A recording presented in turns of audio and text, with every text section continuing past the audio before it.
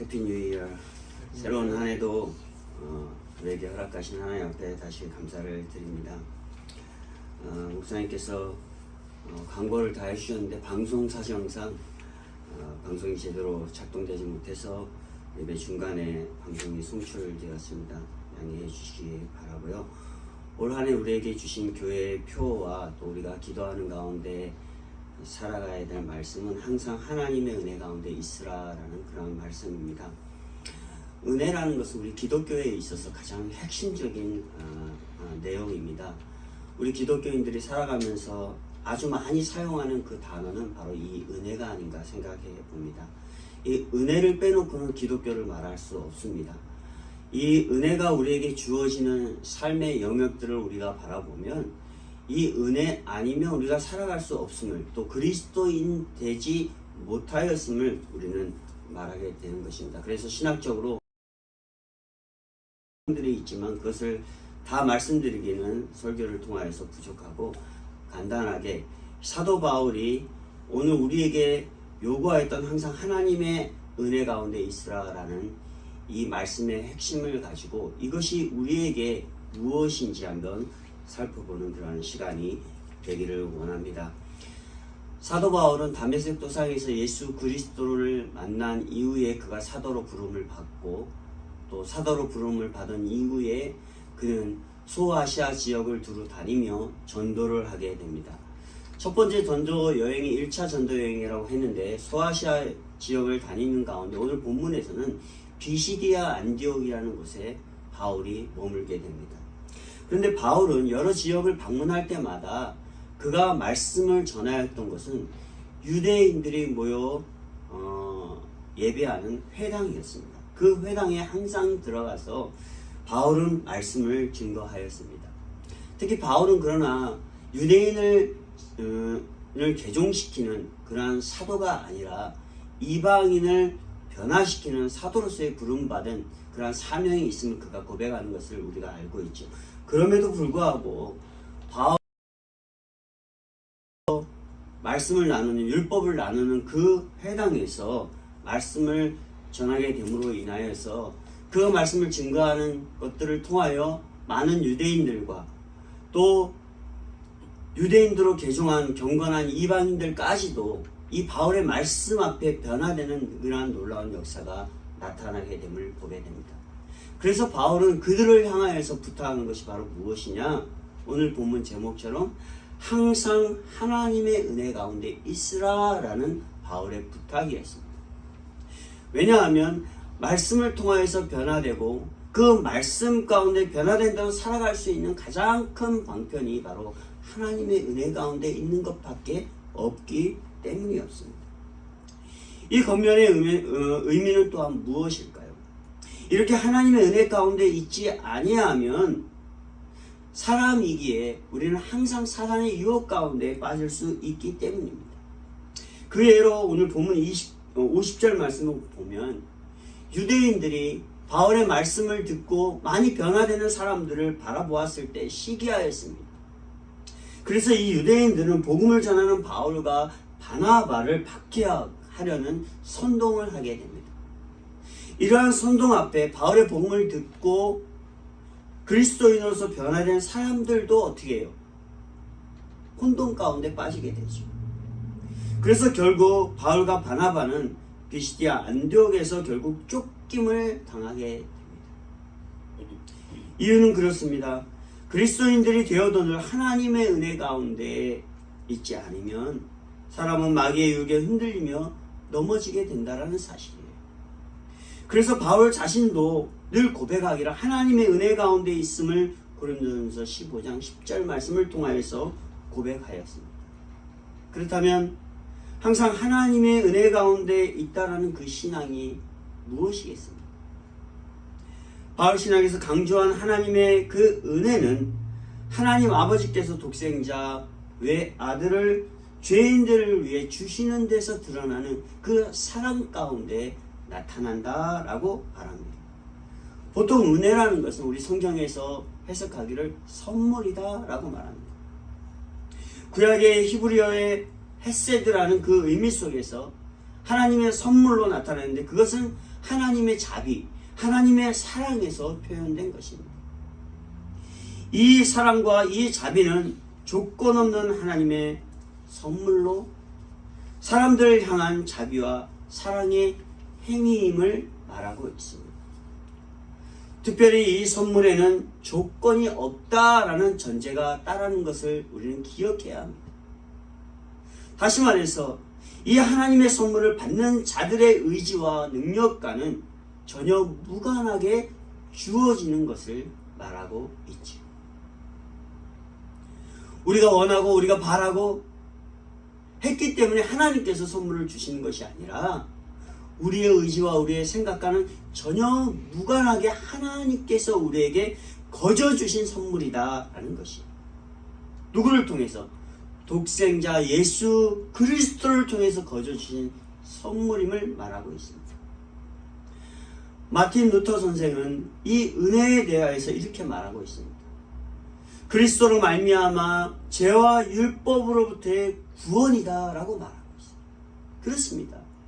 하나님께서 독생자 예수 그리스도를 우리 가운데 보내주신 이 선물은 단순히 하나님께서 내가 아들이 있어 봐봐 라는 이러한 것이 아니라 이 독생자 예수 그리스도의 희생을 통하여서 죄 가운데 죽었던 아직도 율법 가운데 머물러서 형식 가운데 살아가고 있는 이러한 사람들에게 구원이라는 것을 우리에게 허락해 주셨다는 것이.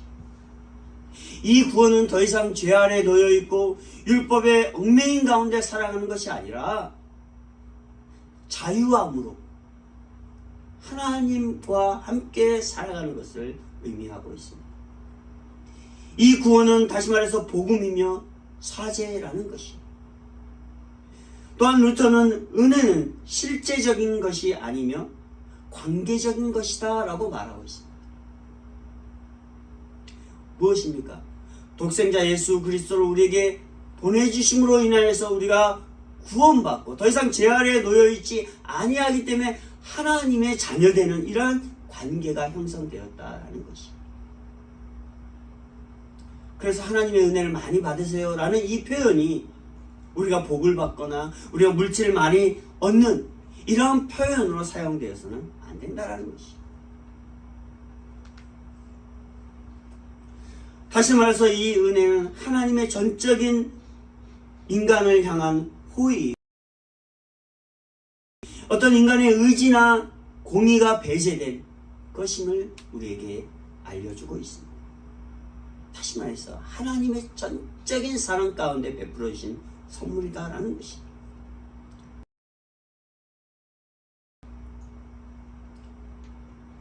여인들이 아이를 수태하는 것,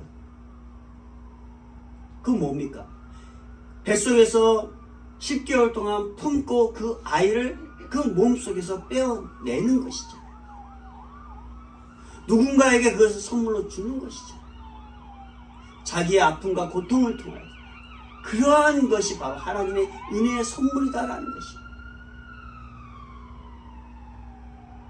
해산의 고통이 있지 아니하면 이 자녀를 얻을 수 있는 이 선물을 받지 못하는 것처럼 바로 하나님의 은혜 이 선물은 해산의 고통을 통하여서 아기를 낳는 이러한 가장 귀중한 선물인 것처럼 우리에게 주어졌다라는 것이죠. 더 나아가서 이 선물은 우리를 그리스도의 의를 통하여서 의인되게 하신 그러한 전제가 우리 가운데 있다라는 것입니다. 우리가 구원받았지만 우리가 완벽한 의인은 아니잖아요. 그리스도의 의를 따라 우리도 의롭게 되어지는 이러한 전제가 하나님의 은혜, 이 선물을 통하여서 우리에게 주어졌다는 것입니다. 그래서 하나님의 선물을 받은 자들이 가까워지고 하나님께서 베푸시는 자비의 내용들로 인하여서 어떻게 해요? 하나님의 사람답게 살아가는 것입니다. 이것은 바로 뭡니까? 그리스도의 의를 우리가 실천해 나가서 의롭게 되어짐으로 나아가는 것이죠. 더 나아가 하나님께서 주시는 풍성함의 축복을 받는 그러한 존재자로 살아가는 것입니다. 하나님께서 주시는 풍성의 축복은 바로 무엇입니까? 하나님께서 우리에게 이렇게 베푸셨던 이 은혜를 어떻게 해요? 깨닫는 것이에요. 우리에게 이미 허락하신 이 하나님의 은혜를 우리가 깨달아서 발견해 나가는 것이죠. 왜 그렇습니까? 은혜는, 하나님의 은혜는 만세 전에부터 이미 우리에게 주어졌기 때문입니다. 그러니까 일시적으로 주어지고 또 너 은혜 받아, 이게 아니에요. 이미 김신영이라는 이 사람 앞에 하나님의 은혜는 이미 계획되어지고 주어졌어요. 그러나 그 은혜를 우리가 하나님 앞에 의인답게 살아가지 못하기에 깨닫지 못하고 발견하지 못하는 것이죠. 다시 말해서 은혜는 이미 주어진 것이기에 우리가 그것을 깨달을 때마다 하나님께서 우리에게 주시는 그 풍성한 은혜들을 받아 누린다라는 것입니다. 고린도후서 9장 8절에 뭐라고 하십니까? 모든 일에 넘치게 하사라고 말하고 있어요. 이것은 하나님께서 주시는 그 은혜 안의 풍족함을 우리가 경험하게 될 것임을 말하고 있는 것이죠. 더 나아가서 이 말은 바로 무엇입니까? 세상의 것들을 받아 누릴 수 있는 축복도 당연히 포함되어 있다라는 것이에요. 그래서 우리가 많이들 사용하잖아요. 하나님의 크신 은혜를 축복하고 하잖아요. 때로는 하나님의 은혜 안에 있을 때 인간의 생각으로 누구는 잘 되는, 못 되는 상황을 우리가 놓일 때도 있을 것입니다. 그러나 정말 우리가 하나님 은혜 안에 존재하고 있다면 이런 불균형의 상황과 또 불균형의 이런 이치들,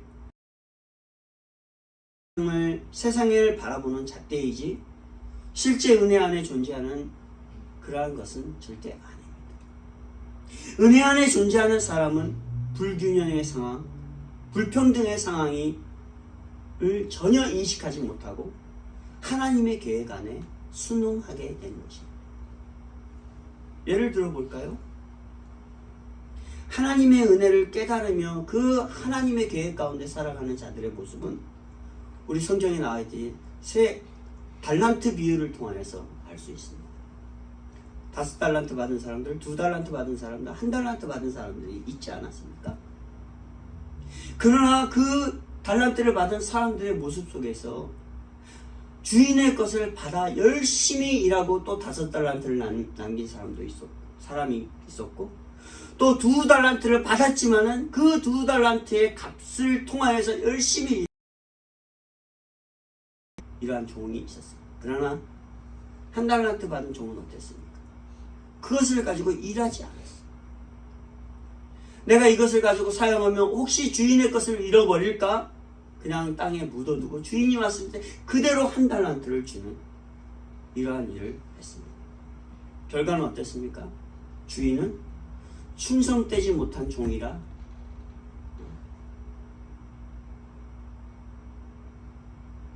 판단하고 그의 가진 것을 다 빼어버리고 저주하는 이러한 일을 우리가 보게 됩니다. 이것은 바로 무엇입니까?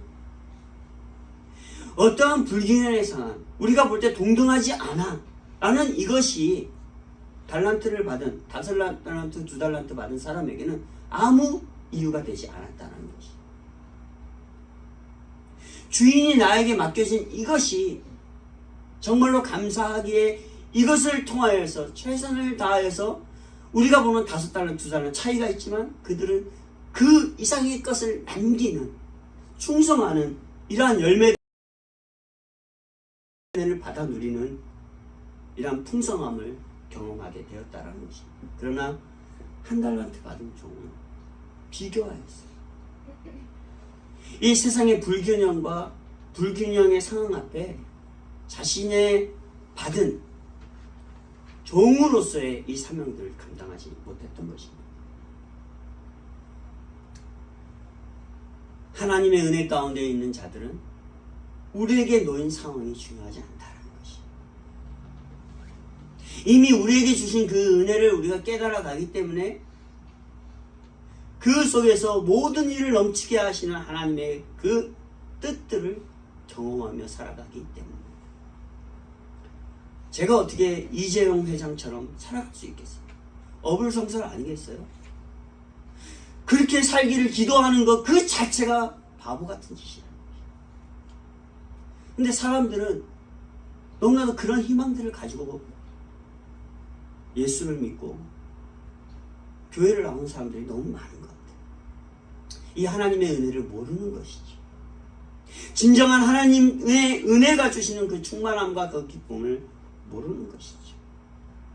그러니 아직도 죄와 율법이라는 그 테두리 안에서 자기를 갖추어 살아가려고 하는 이러한 모습 가운데 살아가고 있는 것입니다. 그래서 바울은 하나님의 은혜 가운데 사는 자신을 뭐라고 했습니까? 미수가, 어린아이, 작은 자, 죄인 중에 괴수다라고 고백하고, 그 전에는 어땠어요? 예수님을 만나기 전에 자기의 높은 학문, 자기의 명예, 자기의 권력을 그런 자랑하는 그런 사람 아니었습니까? 그러나 하나님의 은혜 가운데 살아가는 삶을 살아갈 때 세상 가운데 존재하였던 그 명예와 부귀가 바울에게 있어서는 너무나도 부족하고 너무나도 미숙아와 같은 그런 삶을 살았던 것을 그는 깨달았던 것입니다.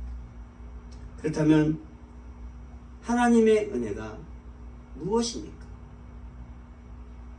바울의 서신들, 바울의 삶의 모습들을 통하여서 볼 때 바울 자신이 사도돼. 하나님의 은혜로 사도되어진 것이죠. 또 바울의 모든 신학을 보면 기독론이 중심인데 예수 그리스도의 희생, 예수가 그리스도 되심, 독생자 예수 그리스도가 이 땅 가운데 오셔서 우리를 위해서 십자가에 죽으시고 부활하신 이 사건, 이것을 통하여서 받은 구원의 은총, 또 이것을 통하여서 성령의 역사 가운데 주시는 여러 가지 은사들의 삶들, 이러한 것을 말하며 바울은 다 하나님의 은혜다라고 표현하였습니다. 그리고 하나님의 은혜는 전적으로 하나님 편에서 사람들에게 조건 없이 이스라엘 백성들에게 조건 없이 출애굽시키시고 가나안 땅을 인도하셨던 그 하나님의 모습처럼 또 무조건적으로 베푸시는 사랑이다라고 말하고 있습니다. 이 사랑은 제한적인 것이 아닌 영원하다라고 시편 116편 5절에 말씀합니다. 또 우리의 필요를 날마다 채우시는 한량없는 자비와 같다라고 말하고 있습니다. 그래서 바울은 이런 하나님의 은혜 가운데 살 때 당연히 자신이 낮아지고 겸손하며 더 하나님만을 바라보게 됨을 고백하는 것입니다.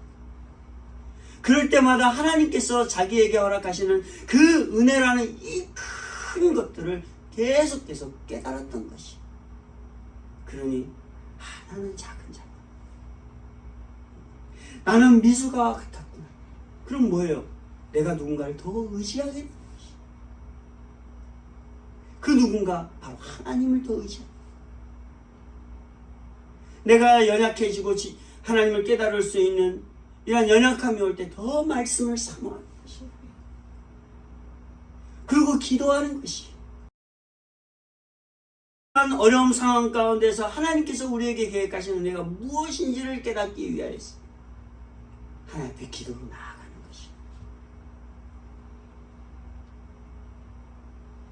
그럴 때 하나님께서 우리에게 베푸신 그 은혜를 계속, 왜 이렇게 할 수 있었습니까? 하나님의 은혜의 선물, 독생자 예수 그리스도를 통하여서 우리가 구원받았기 때문인 사실. 우리가 하나님의 은혜 가운데 있다는 것은 그럼 무엇이겠습니까? 제가 송구영신 예배도도 말씀드릴 라는 책을 저술한 장승건 목사님이 말한 것처럼 은혜는 하나님을 가까이 하게 만드는 예배의 삶이고, 제가 이건 더 추가했습니다. 하나님 중심으로 살아가게 하는 것인데, 그것은 바로 무엇입니까? 믿음 있게 살아가는 것이에요. 어떠한 상황 가운데에서도 세상과 타협하지 아니하고 의지 아니하고 오직 믿음으로 하나님을 붙잡고 살아가는 삶이에요.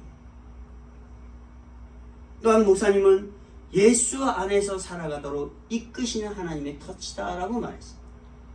이것은 무엇일까 제가 곰곰이 생각해 보았어요. 이것은 바로 내가 믿음으로 하나님 있게 살아갈 때 예수 안에서 살아가는 것.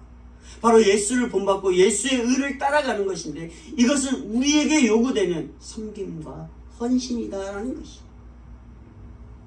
내게 맡겨주신 사명, 올 한 해 우리에게 주신 교회의 비전, 정말로 2가정 이상 우리가 함께 앉아서 예배할 수 있는 이러한 사명들을 받았기에 우리가 이것을 어떻게 해요?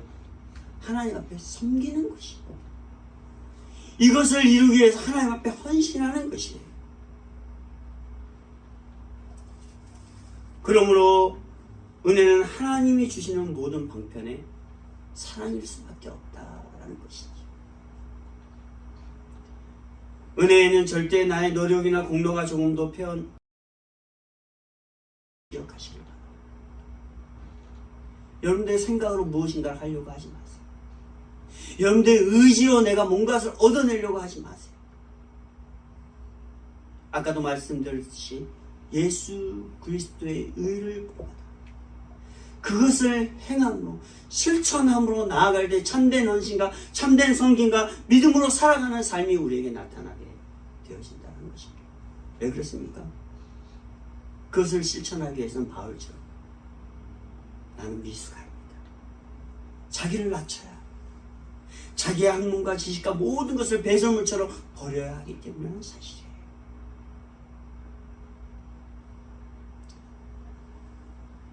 기복신앙의 대표적인 예는 내가 열심히 하면 하나님께서 더 많은 복을 주시겠지, 은혜를 베풀어 주겠지 라는 기대 심리일 것입니다. 또한 영적 갈등과 시험 가운데 놓인 사람들에게 대부분의 기독인들은 하나님의 은혜를 간구하세요 라는 말을 참 많이 합니다. 또한 좋은 일이 생기고 부를 얻게 되어도 하나님의 은혜입니다 라고들 말하기도 합니다. 그럼 반대로 한번 생각해 봅시다. 그러한 하나님의 은혜를 받지 못한 사람들은 하나님의 은혜 가운데 사는 사람들이 아닐까요? 저는 늘 말씀을 전하고 제가 신앙생활하면서 살아갈 때마다 이런 생각을 참 많이 했습니다. 너무 하나님 불공평하지 않을까? 그러나 절대 하나님의 은혜는 불공평하지 않다는 것이 우리가 달란트 비유를 봐서도 알 수 있지 않겠습니까? 하나님의 은혜는 절대로 사람들의 노력과 공로로 되어지는 것이 아니기 때문이에요. 그러면 내가 뭐 아무것도 안 해도 되지 라고 할 수 있겠죠. 그렇지 않습니다. 아까도 말씀드렸잖아요. 하나님의 은혜 가운데 살아가는 것은 깨달음의 연속이다. 그 깨달음의 연속 가운데 살아가기 위해서 뭐예요? 예수 그리스도의 의를 우리가 실천해 나가는 것이죠. 그것밖에 없다라는 것이죠. 아마도 지금의 기독교의 현실이 제가 지금 말한 것이 아닌가 저는 생각해 봅니다. 우리나라는 요즘 대선 정국 아닙니까? 제가 유튜브를 잠깐 봤는데 분당 우리교회 이찬수 목사님이 설교하는 것을 제가 잠깐 듣게 되었습니다. 근데 아마도 그 인터넷이나 여러 방송이나 언론에서 이재명 후보가 분당 우리교회 장로다라는 이런 소문이 파다하게 나고 있다라는 사실이었습니다. 그러면서 그 이찬수 목사님이 안타깝게 설교를 하면서 하는 말이 제발 이 대선 정국 가운데 맞지 않는 이야기들, 올바르지 않은 이야기들로 인하여서 교회를 어지럽히고 또 우리의 신앙을 넘어뜨리는 이러한 일들을 우리가 중단하자. 그래서 내가 꼭 말씀드리고 싶습니다 하며 하는 말이 이거였습니다. 이재명 씨가 분당 우리교회에 출석하였던 건 약 15년 전이었다고 합니다. 그리고 그가 출석했을 때는 초신자였대요. 복음을 들어야 되고 복음을 받아야 되는 그런 초신자였대요. 그러고 나서 교회를 떠났는데 이제 대선 정국이 되니까 그것도 하나의 자기의 공로를 만들기 위하여서 그렇게 나타나는 일들을 보게 되었다는 것입니다. 그렇지요. 세상의 대통령이 되기 위해서 가진 자기의 능력과 자기의 힘을 발휘해서 되려고 하는 것이 사람의 의지겠죠. 또 참모들의 노력이겠죠. 그러나 기독교를 떠난 세상 가운데서도 자신의 노력과 공로로 하였을 때는 항상 잡음이 일어난다는 것을 봅니다. 왜? 사람이 가지고 있는 능력이 한계치가 있기 때문에. 하나님의 은혜 가운데 있는 것은 바로 예수 그리스도의 희생의 값을 받은 자만 누릴 수 있는 것입니다. 그럴 때 진정 하나님과 관계하게 됩니다. 누구처럼? 다윗과 모세와 언약 관계를 통하여서 하나님의 은혜가 계획하였던 것들을 이뤄가게 하신 거죠. 그리스도의 희생의 값을 통하여서 구원받은 자들은 결국 이 은혜 가운데 뭐예요? 하나님께서 우리에게 무한정으로 베푸실 그 은혜들을 어떻게 해요? 삶을 통하여서 깨달아가는 것이. 아, 이것이 은혜였구나.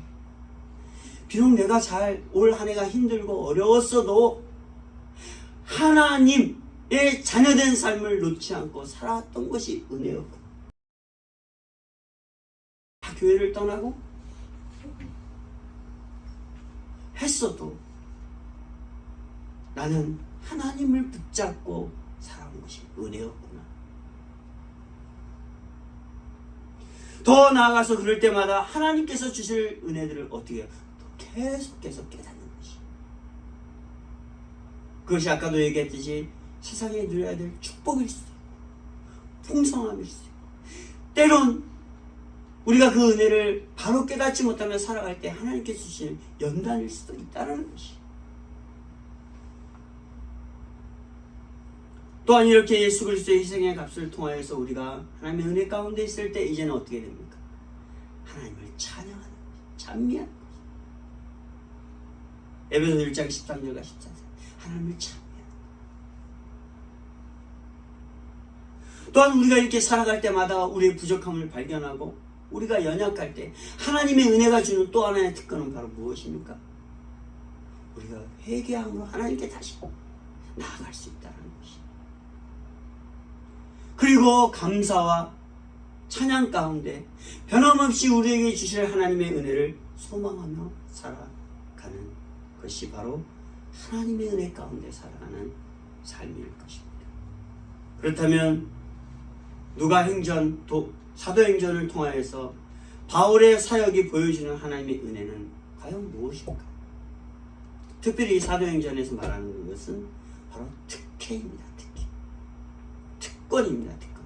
2장 세상의 기준을 가난한 자, 부한 자, 강한 자, 약한 자 할 것 없이 동일하게 누리는 특권이다라는 것이에요.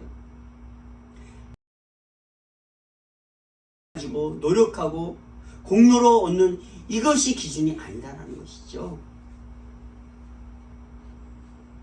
하나님의 은혜가 부여한 가르침을 받아 믿어 구원에 이르고 서로 교제하며 기도할 때 합력하여 선을 이루는 것이다 라고 사도행전 2장 42절에서 47절에 말해주고 있습니다. 이 말씀 속에 하나님의 은혜 가운데 살아가는 이 사람들은 부하던 있던 없던 가난하던 이들은 자기의 것을 다 내어놓고 그것을 사도의 복음 전하는 일에 섬기고 교회를 위하여 섬기고 가난한 자를 돌아보는 이러한 놀라운 역사가 나타나게 되었음을 보게 됩니다.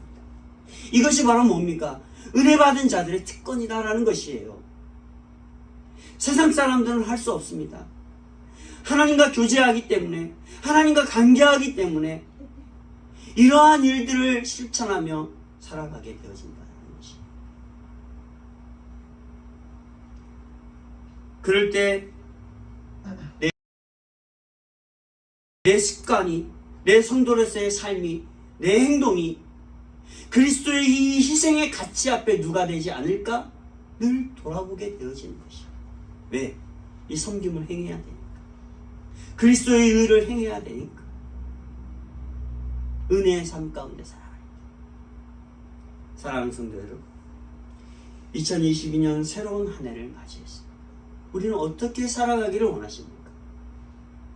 우리가 예수 그리스도의 희생의 값을 통하여서 구원받은 자라고 내가 믿고 믿음 가운데 있다면 우리는 하나님의 은혜 가운데 있기를 원합니다. 아니, 우리는 변함없이 올 한 해도 하나님의 은혜 가운데 존재할 것입니다. 그리고 올 한 해 하나님의 은혜가 어떻게 우리에게 이미 주어졌는지 깨달아가는 즐거움이, 소망이 여러분들에게 있기를 원합니다. 하나님의 은혜는 독생자 예수 그리스도의 희생에 한없는 사랑을 통하여서 받은 것입니다. 때문에 하나님의 은혜 가운데 사는 사람은 단 한 사람도, 그 어떤 사람도 빠짐없이 구원을 받을 것입니다. 또한 하나님의 은혜 가운데 살아가기에 믿음을 통해서 한없이 하나님의 은혜가 주시는 것들을 깨달아 그것이 주는 풍성함과 축복을 받아 누리게 되실 줄을 믿습니다. 그럴 때 우리는 어떻게 해야 합니까? 그것을 깨달을 때마다 늘 하나님을 찬양하고 하나님을 예배하고 하나님 앞에 나와서 마음껏 감사하며 살아드릴 수 있는 올 한 해 우리 주사랑교회와 주사랑교회 모든 성도님들이 되시기를 주님의 이름으로 부탁을 드립니다. 기도하겠습니다.